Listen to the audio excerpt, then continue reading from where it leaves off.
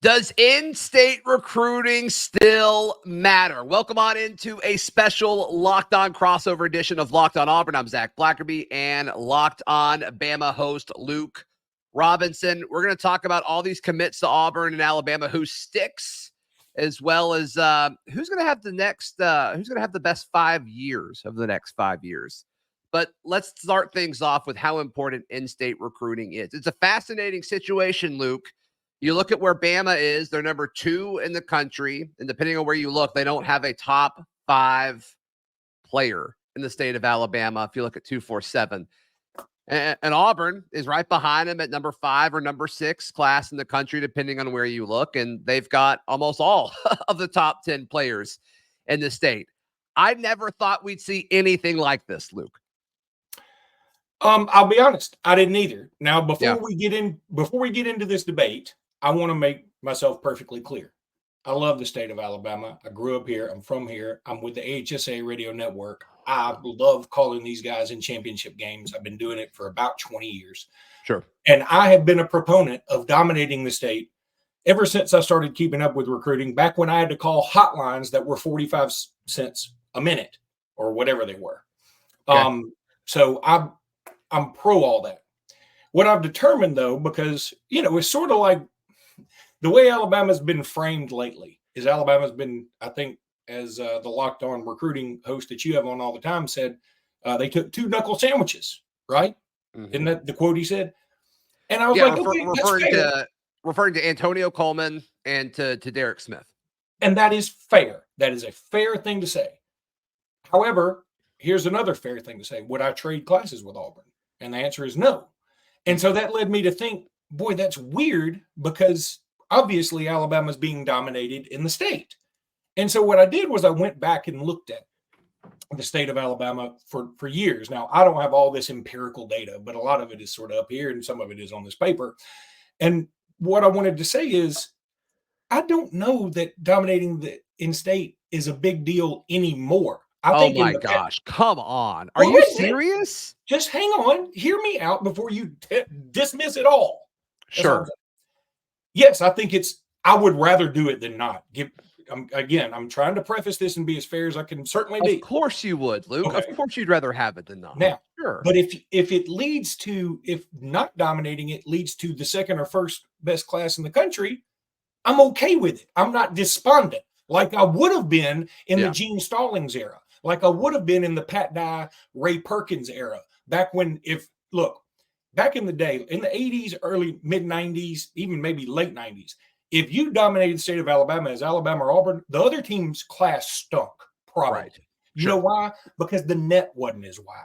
Now the net has changed completely. I mean, Alabama's getting dudes from Germany and Canada, and will they be any good? I don't know. But I just know they've recently got some of those dudes. Like John Mechie was from Canada. He was pretty doggone good. Sure. Yeah, it is interesting because college football has become so fluid across the board with the transfer portal, with NIL, even with coaching mobility now. Has that trickled all the way down to high school recruiting? But still, Luke, when Alabama has a home game, who's the coaching staff going to go see on Friday night? I mean, you can't go to California to watch these kids. Does that matter still, or do you think? I'm wondering. Hey, I'm with you. I'm on the same wavelength, but I'm asking myself, does that really matter anymore? Because here's the thing. Most of these kids are going to sign in December. Most of these kids, they might have, the way things are going, they may have some publicity event that their agent wants them to show up to at this point. So we don't know. And if you're telling me, okay, look, yeah, some of the dudes, Cam Coleman, would I take Cam Coleman on my team? You're dang right I would. Sure. But, if Alabama goes and gets, and I know they're not in the same class, a Caleb Cunningham, then I'm like, okay. I mean, I'm good either way. I'm good with either one. They both look really fantastic players, right? And I started looking at some other things. And again, some people will say this has nothing to do with what we're talking about, but just, again, hear me out before you just say Bama and turn the show off. But as my daughter, trying to get you this early on a Saturday when we're recording this. Listen, because I have too many children, and they all have to call for money at various parts of the day. They figured that out. They can't all call in the morning. One of them's got early morning, one of them's got late morning on down the line. Good for them. All right, Alabama has 9 players that are on the NFL's top 100 list that just came out. Mm-hmm. One of them is from the state of Alabama. Alabama has 4 Heisman winners in the last 12 years, whatever it is, 15 years. None of them are from the state of Alabama. But those aren't the players that made the run that Nick Saban had so special. It was that if somebody went down, the role player that Alabama had would be a star anywhere else for the last 15 years. That's what he built. Again, partially true. I get what you're saying. And especially in 08, everybody loves to compare Auburn's class this year and Hugh Freeze's second year, or maybe last year, whatever, with at Nick Saban's 08 class. I get it. And that does make sense. And that holds some similarities for sure. Definite similarities. Let me just pull up. And again, I'm not trying to be random here just to emphasize my point. I know you love recruiting. And like you said, you love the state of Alabama. You've thought about this a ton. I genuinely want to hear what you're going to say. All right. In 2021, I don't want to pull up the class of 2022 or 23 because I don't think they've had enough time for us to really judge them how good they've been yet. But just look at this. And here's one other point before I get into this. I got to tell you that I was thinking, okay, if I were arguing against what I'm saying, my first thing would be, yeah, but if you recruit state of Alabama guys, aren't they less likely to transfer out of Alabama or Auburn because they're closer to home and they're like, I should stick this out, because I'm here and all this stuff. Okay. So I pulled up 2021, and again, kind of randomly, but I also thought it gave us enough sample size. Number 1 in that year was Kool-Aid McKinstry. Number 2 was Deontay Lawson. 2 bona fide superstars. One's already a first-round pick. One probably will be. Sure. But then you go down the list. Number 3 was Dylan Brooks. He signed with Auburn. He's at Kansas now. Number 4 was Scooby Williams, signed with Florida. He's at A&M now. Number 5 was Lee Hunter, signed with Auburn. He's at UCF. Or Monty Goodwin. Went to LSU. He's now at UAB. Number 7 was Kamari Lassiter, who signed with Georgia. And you say, well, see, there's one he was either a first or second round pick. I can't remember. But you're like, yeah, see, he shouldn't have gotten out of state. But Kamari Lassiter's originally from Georgia. He already had ties to Georgia. So if you want to count him in the state, so be it. I get it. You could also make the argument he's not really an native Alabamian. Sure. Number 8 was Ian Jackson, who's transferred from Alabama. Number 9 was Harrison Wallace, who signed with Penn State. He's still with Penn State, but the only reason I know that is because I just looked it up and I hadn't heard anything Harrison Wallace has done. I'm not taking shots at him. I'm just telling you the truth. Yeah, I don't know who Harrison Wallace is. Sure. So the other thing I looked up, and again, I found this very interesting because I'm with the AHSA Radio Network. Us as a group, we have more Auburn fans than Alabama fans, and the Auburn fans kept saying, we got to get into Thompson. We got to get into Thompson. And I'm like, yeah, Thompson's awesome. I mean, they've been to the last 6 state championships and won 4 of them. That's incredible. Right. Yeah. And we'd sign all the Thompson dudes, right? But then here are the Thompson on 3 just happens to have this information. I didn't know they had it until I started looking this up. Yeah. But the best player they say to come out of Thompson is Jeremiah Alexander. He's at Alabama now. He's been there a couple years. Hadn't really made a dent yet. We hope he does this year. Okay. Number 2 is Peter Woods, who was very good for Clemson, but we don't know what he's going to be. I mean, he's only been there a little bit of time. Amari Kite signed with Bama, already transferred. Anquan Fagans just committed to Auburn. And Tony Mitchell, boy, we know about him. I don't know where he is now. Traquan Fagans committed to Bama, was at Bama, went to USC, now at Central Florida. Then you go to Tony Bell, that's 04, so let's skip that. We're keeping modern day.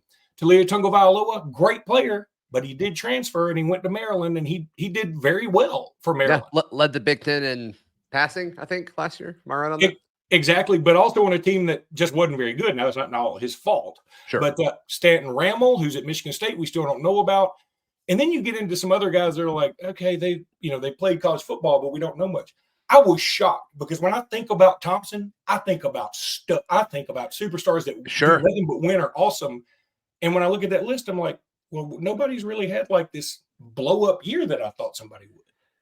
But you still look at it and you're like, well, those guys are solid. Like, they've got traits that project to the next level. I mean, all of those guys, that's why they were ranked as high as they were in, was it 21 that you just read, the 2021 class? So it's like, you'd rather have them than not.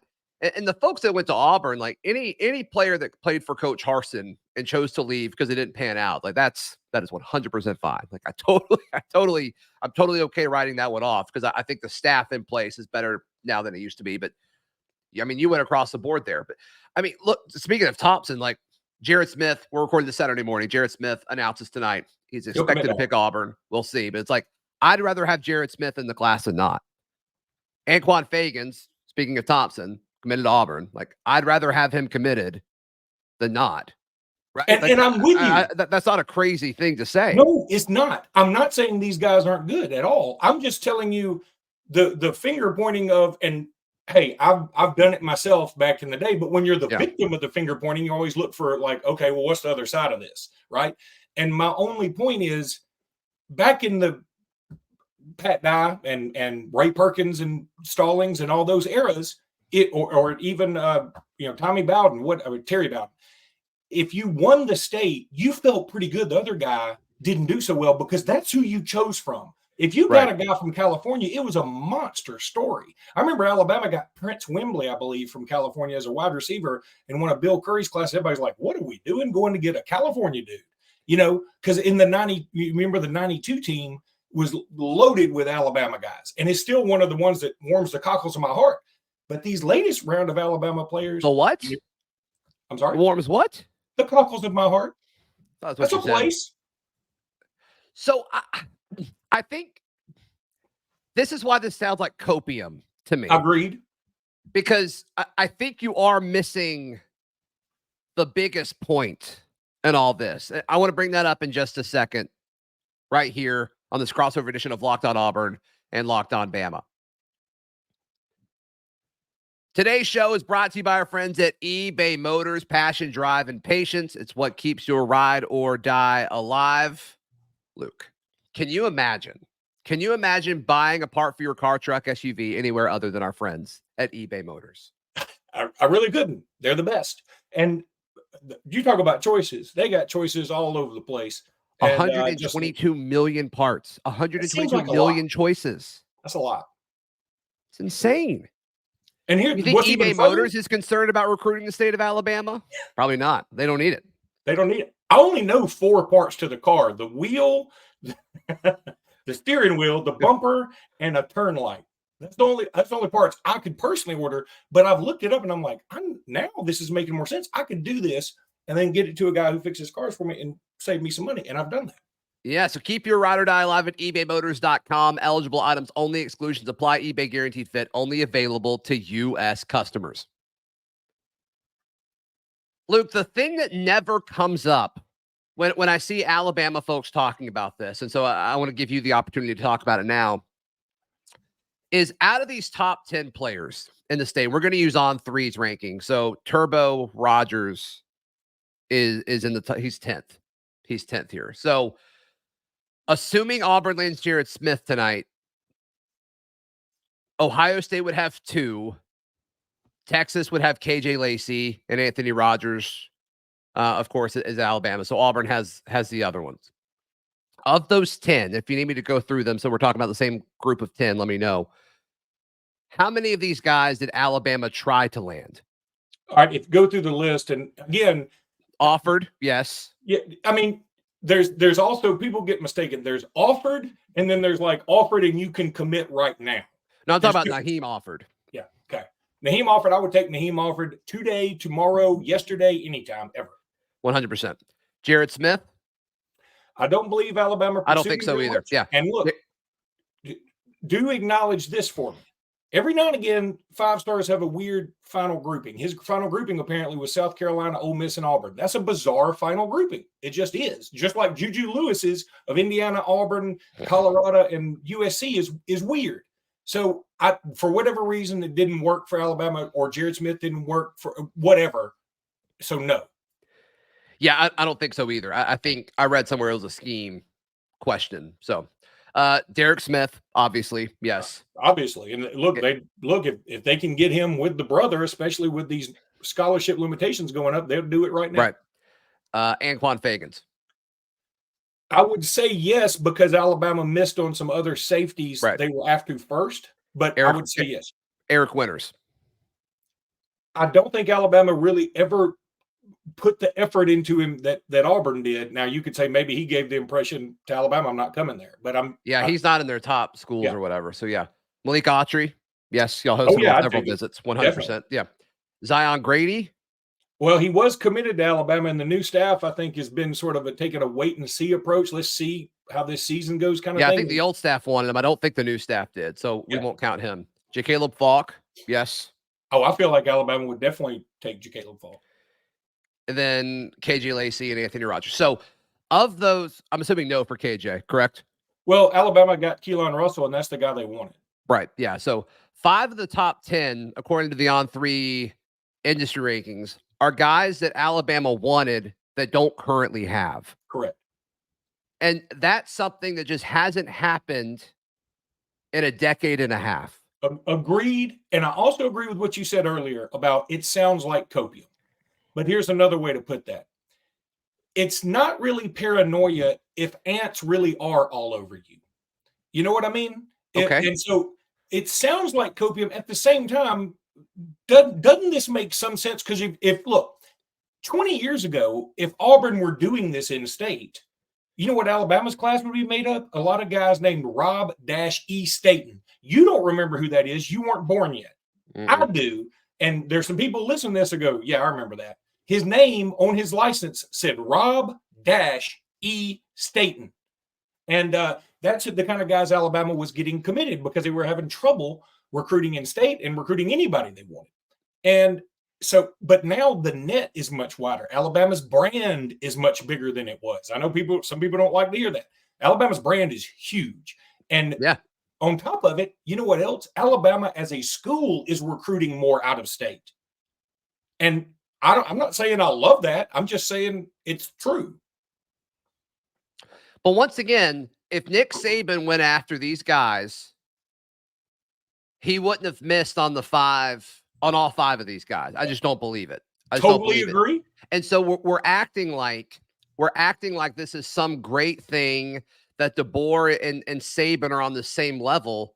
And look, they're just not. They're just not. And so much of the Bama media is carrying water for that program. It's insane. It's unbelievable. Somebody yesterday on a show said, when he was asked about the DeBoer practices that were open, said, yeah, Saban practices were cool, but this DeBoer one is just, it's a little bit better. And it's like, are you kidding me? Like all of this stuff that's just being said about the current state of Alabama football, like we're acting like it's better than it was. And it's just not. There's no way that's true. Fair. I think it's also fair to say when you see somebody like J. Boy Crane or one of these other guys say Hugh Freeze is creating a monster, I go, he did just lose New Mexico State, right? I mean, like we do need to say that. It's the same kind of thing. I think you have people toting water for both places right now. Sure. And my whole point about this is I think you're absolutely right. I don't think Nick Saban would have missed on all these folks. But I'll say this. When you have a transition from the greatest coach of all time to whoever's next, there's going to be a gap. And I think what's happened is DeBoer has filled that gap much better than I ever thought he could. No way was it going to be. I agree with you there. Right there. And so I'm like, okay, if he's missing on some Alabama dudes I'm with the HSA Radio Network. I live in Alabama. I was born in Bama. I want these guys. But if he's if he's replacing them with guys who are like 5 stars from Cali, I can't really complain is my point. Yeah, I get it. It's a fascinating dynamic that I didn't see coming. With Alabama like not getting in-state guys, but still having the number 2 class. It's just wild. And is that going to be a trend that we see in the future? Like, I think so. Like when you look at the 2026 class, I mean, it's Auburn leans or Auburn commitments all over the place. Like, I don't think it's going to change to next year either. I will say this. I think the other thing that's happened in Freeze's favor is he comes in at a time when the state of Alabama seemingly has a lot of good, highly rated guys. Saban leaves, so automatically, everybody's got to, hey, we got to see this new, what's up here. Freeze already knows the areas. He's from the South, all those things. And they are 2026 guys. So Eric Smith was committed to Alabama for a long time and flipped. Let's see if Auburn keeps their guys through 2026. I know everybody loves to flip somebody else, and they think you ain't flipping anybody from me. That's what everybody thinks, right? And I promise you, there's going to be some changes. Yeah, I mean, since Freeze has been here, that hasn't been the case yet. But it's eventually going to. I mean, it's a numbers game. Like it's eventually going to happen. So we'll see who that is. Who's got the next? Who's got the best 5 years when you look at the next 5 years, who's in a better spot to succeed? And then who sticks on this current class? We'll discuss in just a moment on this crossover edition of Locked On Auburn and Locked On Bama. Today's show is brought to you by our friends at FanDuel. FanDuel's America's #1 sports book. Luke, can you imagine wagering anywhere other than our friends at FanDuel? No. Why would I? It's Don't even so want to easy. think about it. Yeah. It's so easy. I mean, you know how many technical difficulties me and Jimmy Stein have on a daily basis. And I'm surprised we even got connected today. FanDuel makes it easy for us. And you did have to call we love me. FanDuel. I did have to tell you where to click to jump in here. I did have to tell you where to click. That is okay. You don't have to tell everything. I tell you that all the time. I tell you that every time I listen to your show. Okay, fair. Are we doing this right now? No. Be sure to go to our friends at FanDuel. Hey, right now this summer, FanDuel's hooking up all customers with a boost or a bonus daily. That's right. There's something for everyone every day, all summer long. So head over to FanDuel.com and start making the most of your summer. FanDuel's the official sports betting partner of Major League Baseball and the Locked On Podcast Network. What's the win total for Bama? 9.5. You taking the over or the under on that? I'm taking the over with my fingers crossed. And I really believe Alabama goes 10-2. I thought y'all at 10-2 as well. Yeah. I believe that. Yeah, I'm with you. But boy, you look at this schedule and it's difficult, and it leads us into who's going to have the next best 5 or 7 years. And I think the way we quantify who had the best year is about to change. I really do. All right, well, hold on. Yeah, so be sure to go to our friends at FanDuel, FanDuel.com. Check them out. Who has the best 5-year stretch moving forward between Auburn and Alabama? So you say that how we measure success is about to change. What does that mean? What it means to me is, did you get in the playoffs and how far did you go? Mm-hmm. If you lose to a rival, look, you know what you're an NFL guy. You love the Patriots, right? I do love the Patriots, yes. And I have 2 sons that love the NFL, and I love NFL football. I don't really have a team, but when the NFL comes on and says, one of the hardest hitting, most hated rivalries between the Washington football team and the Dallas Cowboys, I'm like, y'all don't know what heated and hated is. Heated and hated is Alabama Auburn. Mm-hmm. In pro football, you play them twice every year, and then you might play them in the playoffs. And so I think when in the NFL, guess what? Coaches are judged on, did you get to the Super Bowl? Because even if you get to the AFC Championship, NFC Championship 2 or 3 years in a row and you don't win it, didn't the Eagles do that exact? I mean, they got after Andy Reid. Yeah. Andy Reid pretty good for that. It turned out pretty well for the Chiefs. But my point is, it used to be, did you beat Alabama? Did you beat Auburn? Did you beat Tennessee? Did you beat LSU? Did you beat Georgia? Whatever. I think it's about to be, okay, you can lose. If Alabama loses to Georgia and to Auburn this year, or excuse me, Tennessee and Auburn this year, let's say, but they get in the playoffs and win it all. Yeah. Ain't nobody going to care. Now, Auburn fans will say, we won the Iron Bowl, and be like, yep, you did. Now, let me go polish my ring. That's the way I would treat it. Yeah. And the same thing, that's the way I treat 2017, frankly. I mean, Auburn beat us in Auburn. Straight up, worst beating we've taken from Auburn under Saban. And we go and win the national championship, and I just don't care anymore. I think Auburn fans would say the same thing. If they lose to Bama, lose to Georgia, and go win the national championship, they won't worry about it. Yeah, no, I think that year definitely proved that. I mean, Auburn beat Georgia and Alabama within a span of 3 weeks. Both teams were number 1 when they beat them, and Auburn kind of whooped both of them. But then they watched Georgia and Alabama play each other in the national championship game. It's like, all right, well, you won, but at what cost, I guess. I'm with you.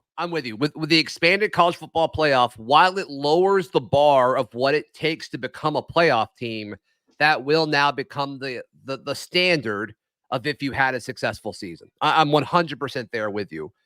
And I think Alabama's in a great spot to go this year. I think Auburn's in a solid spot to go next year in the 2025 season. I think they'll have Breeze's guys in here enough. You'll have 3 top 10 classes that are a part of that roster, plus whatever you do with the transfer portal. And I think Auburn's schedule next year is manageable. You get Georgia and Alabama at home. If you win one of those and take care of business everywhere else, like, you're in the running for it. So I'm with you. Over the next 5 years, I think both of these teams make the college football playoff multiple times.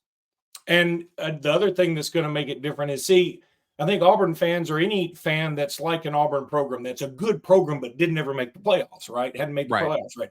You know, they could justify it by saying, yeah, because Alabama and Georgia and Ohio State, they're always there. And then we don't, you know, there's one other, you know, Oregon who doesn't play anybody, or Texas who doesn't really play anybody until they get there.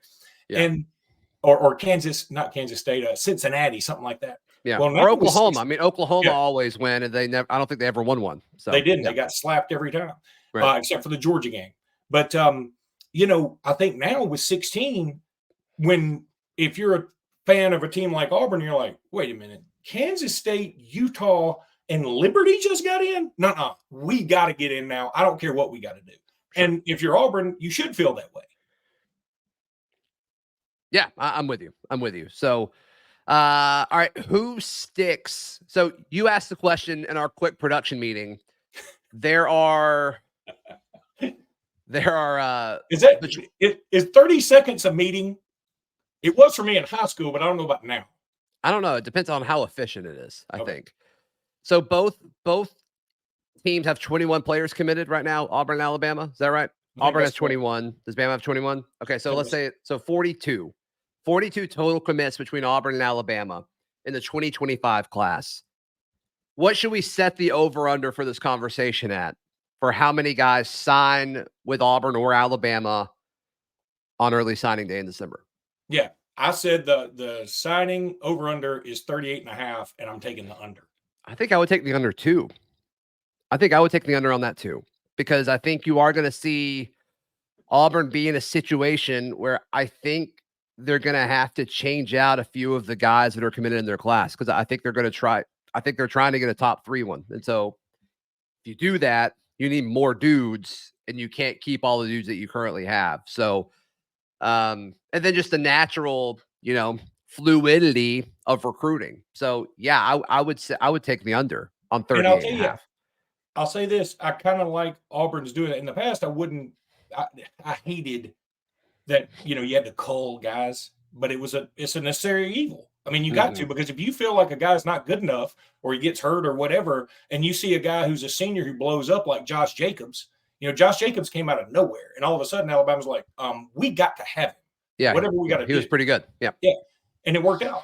But I think now it's better to say, okay, we had a top 3 class just for the brand, because your signing class every year is going to look different. I mean, this signing class Auburn has now will look much different in 2 years when you look back on it. And because it's what I just read off to you, like, right, that guy transferred. He did. That guy left. You know, that guy was arrested, whatever. Those things happen.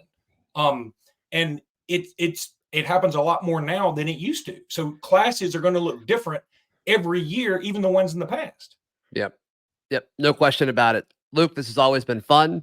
Somebody did a power rankings on Twitter of Locked On Auburn guests, and you were like 3rd. No, like, he hardly ever comes on. 6. I was 6, and swear to God, I don't know who that guy is. You saw it? Did I see it? I framed it. Listen, can you send it to me, because I can't find it? I've had everybody call me about it, but I somehow can't find it. I will find it, and I will send it to you. And I was like, I think I can do better. I was like, is that why you reached out wanting to do this show? It motivated me to reach out for this. Now, I know some Auburn people are not going to get by the first interaction we had that was at all, you know, tense, where you go, are you kidding me? But if you just hang on for this whole episode, I think you'll see I was as fair as a Bammer could be to you. And if you're a Bama fan watching this, I think you'll see why I love Zac Blackerby so much. Sure. The first time Luke and I met was at the Atlanta airport. We had a flight at the same time, and you came to my gate and you saw me. You dropped your bags and sprinted to me to hug me. And it was a beautiful moment. It was. I'm tearing up just thinking about it. So we like each other. Yeah. We're friends. Be nice. I'm a little taller than you. Like a whole foot. It's insane. We took a picture and we had to crop it because, like, we couldn't find a stool for me to stand on. So, all right, this has been a crossover edition of Locked On Bama and Locked On Auburn.